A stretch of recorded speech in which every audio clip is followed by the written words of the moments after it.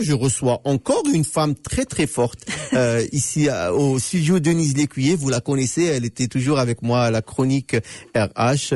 Et c'est Julie Bélanger-Bellé. Allô, Salut, Lisa. allô Julie, ça va bien? Ça va super bien. Toi? Je suis très contente de te recevoir. Ça fait très longtemps. Moi aussi. Oui, et bonne fête au fait. Ben merci, c'est très gentil. Oui. Oui. Alors, je suis vraiment content de te recevoir. On te voit partout ces jours-ci.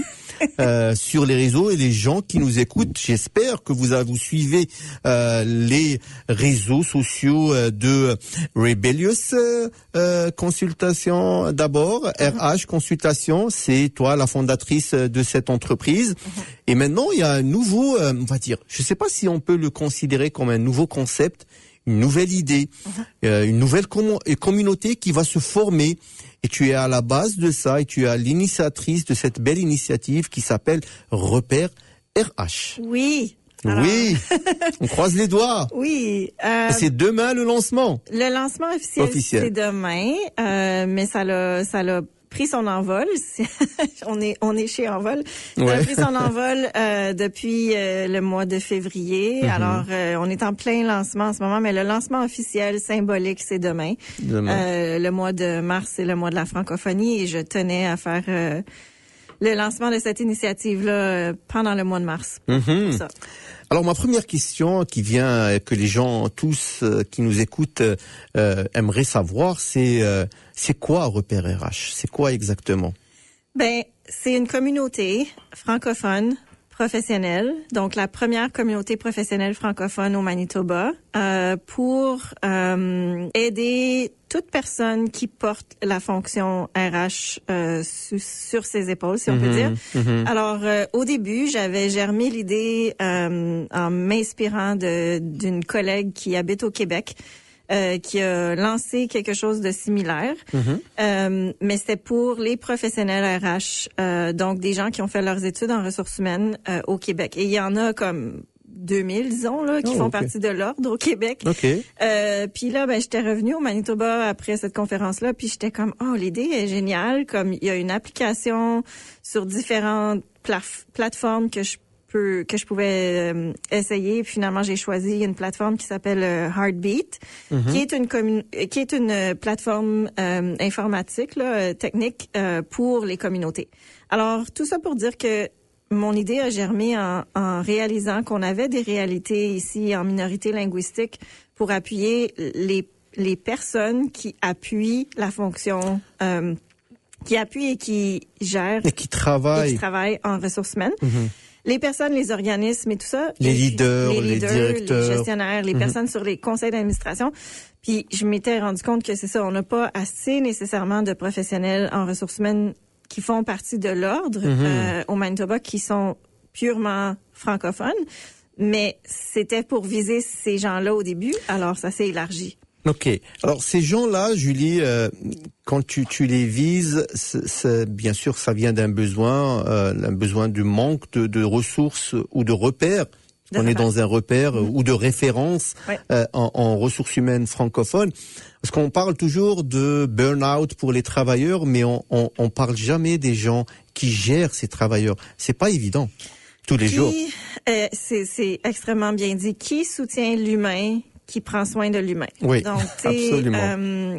La gestion des ressources humaines est de plus en plus en demande. C'est comme nos parents. Qui prend soin des parents? Oui, c'est ça. Les proches aidants et tout ça. Tu sais, on gère des situations difficiles, on met en place des structures, des politiques, des procédures, on a des conversations difficiles, gère des conflits. Il y a des fois des enquêtes en milieu de travail, des fois il faut annoncer des mauvaises nouvelles. On est la personne qui, avec un écosystème qui doit faire cette fonction-là. Mais souvent, on est pas oublié, mais on a besoin de repères. On a besoin des pairs, des PAIR.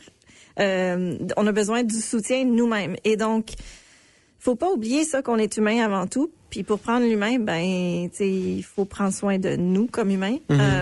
Puis ça, on en parle beaucoup dans la société comme justement les proches aidants qui vont prendre soin des personnes qui ont besoin d'aide. Mais dans la vie professionnelle, on oublie un peu ça. Puis ici, c'est certain que l'association, si vous voulez, l'association l'ordre professionnel des conseillers et conseillères en ressources humaines, donc le CPHR Manitoba, Oui. offre des services, des formations, des infolettres, plein de choses, des conférences, mais tout ça en anglais. Et puis, comme chargée de cours à l'Université de Saint-Boniface, je me rendais compte que beaucoup d'étudiants qui voulaient faire carrière dans le domaine, il y avait beaucoup de gens qui ne parlent pas l'anglais. L'anglais. Beaucoup de nouveaux arrivants, puis qui voulaient nécessairement percer dans ce domaine-là, puis rencontrer le CPHR Manitoba et tout ça. Mais je me suis rendu compte que c'est ça, il y avait un grand besoin. Puis nos réalités en minorité linguistique sur le terrain, dans la vie professionnelle, le recrutement et tout ça, la culture, la culture, tu sais, toutes ces choses-là, l'identité culturelle, si je peux dire, c'est complètement différent quand tu es en minorité linguistique. Alors, de là, le besoin. Puis, ouais. Et comment ça va fonctionner exactement dans le concret, dans la réalité? Comment ça va se passer, Repère RH? Est-ce que les gens doivent, les responsables des organismes, des sociétés doivent adhérer à ce concept? Oui. Donc, c'est un abonnement annuel. Puis, j'ai décidé que ça commence en mars pour le mois de la francophonie, donc de mars à mars. Un abonnement annuel et comme membre, en étant abonné à Repère RH, tu vas recevoir, parce que je voulais rejoindre le rural aussi, tu vas recevoir au moins 3 ou 4 activités en présentiel. Donc, je suis en train de développer la programmation pour 2026-2027.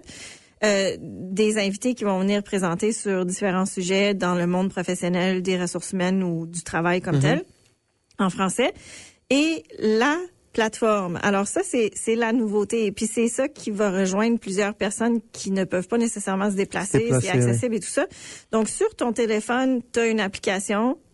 Moi, j'utilise Heartbeat, qui est dédiée à Repère RH que j'ai programmé.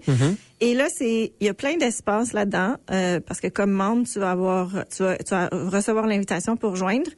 Et là, tu vas avoir accès à tous les membres. Des professionnels. Des professionnels. Avec ou sans formation en ressources humaines. Donc, il va y avoir des espaces de clavardage, des espaces de questions ouvertes, des espaces de formation, des échanges. Il va y avoir des ateliers virtuels et ces enregistrements-là vont rester là. Donc, si tu le manques par faute de temps, tu peux le revoir. Tu peux revenir pour voir. C'est une plateforme qui est fantastique. Interactive. J'en ai essayé plusieurs et puis celle-là me parlait beaucoup. Et puis, c'est ça, les membres ont accès à cette plateforme-là et peuvent réseauter, échanger, partager, apprendre. Oui, j'avais juste une question. Oui. Est-ce que l'abonnement ou la membriété se fait pour les gestionnaires, pour les responsables, les directeurs d'organismes, se fait à titre personnel ou se fait par le biais de l'entreprise qu'on gère? Ben ça, c'est plus une question selon les politiques internes et tout ça. Je veux dire, les individus et les organismes et les entreprises sont tous invités. Donc, j'ai beaucoup de personnes que j'ai approchées qui me disaient, ouais, mais je suis déjà abonnée, j'ai plein de membership un peu partout, pour dire en bon français. J'ai pas le temps, puis tout ça, puis je comprends. Mais vous pouvez, techniquement, là, c'est du réseautage et du partage. Ça va pas remplacer les services conseils de mon entreprise, par exemple, mais ça va donner... tu sais, moi, je vais être là-dessus activement avec d'autres personnes. Je suis en train de bâtir un avion en plein vol, là, tu sais. Donc, il y a vraiment plein de choses qui sont en train de se mettre en place. Il va y avoir des rabais pour les membres, comme une association professionnelle. D'accord. Même des étudiants, hein? Des étudiants, certainement. Les étudiants, il faut que vous veniez parce que là, on vous ouvre les portes. Nathan, faut y aller. Hein? Attends, je vais allumer ton micro. Ouais, ça peut être une grosse opportunité. Je crois que je vais... La communauté francophone, c'est ça, c'est qu'on vous ouvre les portes aussi, puis ça vous... Tu sais, il va y avoir les offres d'emploi de la communauté francophone aussi qui vont être là. Donc, ça va devenir vraiment, en tout cas, grand réseau. Très ambitieuse, là, mais c'est tous les outils sont là. Puis, les gens, pour répondre à la question plus tôt, c'est ça, c'est les nouveaux diplômés, les étudiants, les entreprises, les organismes, mais les individus, comment vous allez le payer, cet abonnement-là, ça me regarde plus ou moins, mais je suis ouverte à faire des prix étudiants, des différents paiements si jamais que. Puis je veux dire, un abonnement annuel, c'est sur 12 mois. Alors, en ce moment, le prix du lancement pour une personne qui est pas étudiante, là, disons, ça revient à environ 40$ par mois, ce qui est vraiment... Pour un, je pense que c'est... Une formation coûte environ 500$ aujourd'hui en 2026. Donc, moi, je m'engage à redonner à la communauté, à mes membres, à nos membres, ce qu'ils vont payer pour et encore plus. Donc, le retour sur l'investissement, la valeur ajoutée va être essentielle, va être énorme. Puis c'est surtout le réseautage en français. C'est des espaces qu'on veut créer, sécuritaires, confidentiels dans un sens. Il y a un code d'éthique quand on rentre comme la fondation, c'est des ressources humaines. Donc quand tu rentres dans la plateforme ou quand tu deviens membre, la première chose à faire, c'est de prendre connaissance du code de conduite, confidentialité et tout ça, de le signer. Donc tu sais, on applique qu'est-ce qu'on enseigne dans la base de la gestion. C'est comme un réseau social, mais professionnel dans le domaine des ressources humaines. C'est la meilleure façon de le dire. Absolument. Absolument. Et je suis complètement fou de cette idée. Est-ce que cette idée, est-ce que cette idée, on va dire, est-ce que c'est incorporé ou ça fait partie de ton entreprise Rebellious RH Consultation ou c'est à part? Ben Rebellious, c'est une corporation, donc Repère RH est un produit, est une initiative de Rebellious Consultation RH. Alors là, est-ce que tu as des associés dans ce projet-là spécialement, pas dans Rebellious? Pas encore. Je cherche, si les auditeurs, auditrices écoutent, je cherche évidemment des partenaires, de la collaboration, des partenaires, dans le sens que pas nécessairement pour investir de l'argent comme tel, mais pour des échanges de services, des rabais pour je vais approcher éventuellement des fournisseurs de soins d'avantages sociaux, de santé sécurité au travail, des produits dans tout ce qui touche au monde professionnel. Donc des formateurs, formatrices aussi, il y a un appel d'offres qui a été lancé. Mais pour répondre à ta question précise, est-ce qu'il y a des associés? Non. Mais tu sais, je suis toujours ouverte. Toujours curieuse à en apprendre davantage. Puis, on bâtit l'avion pendant en plein vol, là, donc on verra où est-ce que ça va nous mener, mais... Ça va aller loin. Non, ça va aller loin. Je pense que c'est vraiment important cette province, elle vise à devenir officiellement bilingue. Et les ressources, comme tu dis, en français, on en manque beaucoup. Et avoir ce genre de plateforme ou ce genre d'initiative ou ce genre de concept, ça va beaucoup aider les professionnels et que ce soit les employés et les employeurs. Oui, j'ai des chercheurs d'emploi qui m'ont écrit aussi sur LinkedIn en me disant est-ce que je peux joindre? Certainement, parce que, je veux dire, la gestion des ressources humaines, c'est au cœur de la vie professionnelle. On vit dans, l'ère de l'intelligence artificielle et tout ça, mais la recette gagnante dans tout ça, c'est l'humain, l'IA, l'humain. Et l'humain, il va toujours devoir être là. Alors, je veux dire, c'est certain qu'il y avait un aspect stratégique dans mon initiative avec les consultations de la province l'année passée quand tout a commencé. Je me suis dit, j'ai répondu au sondage de la province et puis je voyais tout l'aspect professionnel des services en français, puis je me disais, c'est sûr, on sait tous qu'il y a un manque. Comme chargé de cours, je le voyais, on allait chercher nos ressources ou nos manuels. Et les traduire. Ou au Québec, parce qu'il y avait beaucoup de ressources en français, soit les traduire, etc. Mais on a des gens en tout cas, on a vraiment des compétences puis des experts ou des gens qui ont du savoir. Faut juste savoir les mettre ensemble. Du réseautage, oui. Oui, il faut juste les rapprocher l'un de l'autre. Oui, les rassembler. Puis, puis aussi, on vit des réalités qui sont différentes aussi, en étant en minorité linguistique.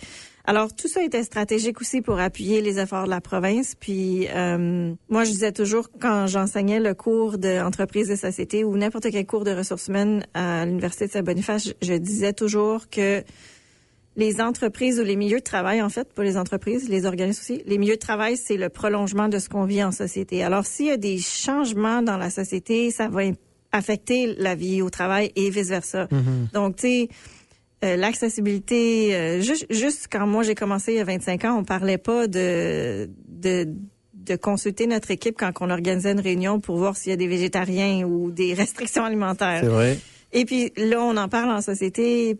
C'est des petits exemples comme ça, mais que, ben, c'est ça. Le bilinguisme, la francophonie, on a notre place dans la vie professionnelle. Et donc, ici au Manitoba.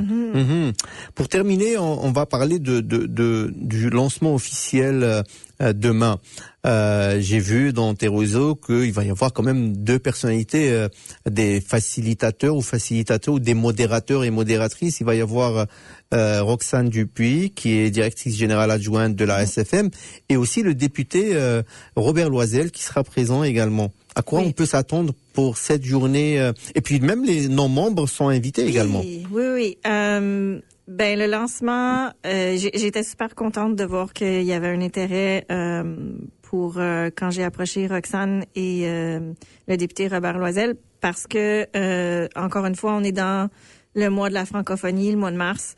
Et puis, pour moi, ça allait de soi qu'il fallait qu'on s'appuie là-dedans. Puis, ben, ils ont répondu à la demande. Alors, je suis vraiment contente. Merci. Ils vont venir juste dire quelques mots. Demain, c'est vraiment très informel et formel. Okay. Donc, c'est un lancement où est-ce que je vais vraiment accueillir, présenter, souhaiter la bienvenue aux gens qui sont membres et non membres. Leur expliquer un peu le mandat de l'initiative. De repère RH. Ouais. Puis de donner une idée de la programmation qu'on est en train de développer pour les membres. Et les non-membres vont pouvoir toujours se joindre aux activités qu'on va offrir, mais à un coût. Tu sais, je veux dire, il faut qu'il y ait une exclusivité pour les membres quand même. Oui, absolument. Donc c'est ça. Et puis c'est pas très long. Ça commence à 16h30. Kilter Brewing ici à Saint-Boniface. De 16h30, on arrive. 17h, on souhaite les mots de bienvenue. On fait nos reconnaissances des terres et tout ça. Et puis ensuite, ben c'est du réseautage, de la célébration. Je pense qu'il faut se permettre de, tu sais, juste d'être ensemble et de célébrer. Puis c'est aussi de discuter à quoi s'attendre. C'est une belle opportunité pour justement mettre tous les professionnels ensemble. Petite parenthèse là-dessus, c'est sûr que chaque famille d'emploi a souvent une majorité de genre. Puis le monde des ressources humaines, souvent, il y a plus de femmes que d'hommes, mais c'est en train de changer. Puis en fait, tu sais, ça s'adresse tellement à tout le monde. On est bienvenu. Des êtres humains. C'est la diversité. Oui, et ben j'espère voir une belle diversité parmi les membres. Eh ben, on termine sur ce beau mot. Est-ce que tu as quelque chose à rajouter, Julie? Non, on je a suis fait juste tellement excitée. Puis merci de m'accueillir aujourd'hui pour en parler. J'apprécie beaucoup. Avec plaisir. Tu es chez toi. Tu le sais bien que Envol, c'est ta maison. Donc, à n'importe quel moment, tu es la bienvenue. Les portes sont ouvertes. Et puis, voilà. Qu'est-ce qu'on dit? On croise les doigts et on te souhaite beaucoup de succès dans ce nouveau défi et que l'avion aille très loin et atterrisse à bon port. Ben, un aéroport. Gros merci. Oui, merci. Puis, ben, on garde contact et puis, un gros merci. De rien. Merci, Julie Bellé. On va aller en chanson avant de...